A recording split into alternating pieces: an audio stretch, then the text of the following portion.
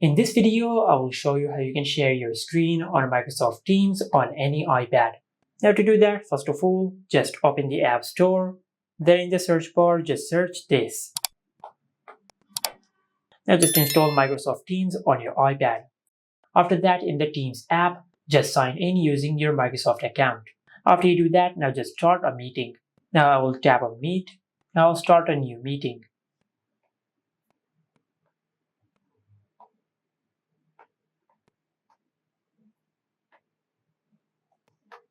Now I will invite this device to the meeting.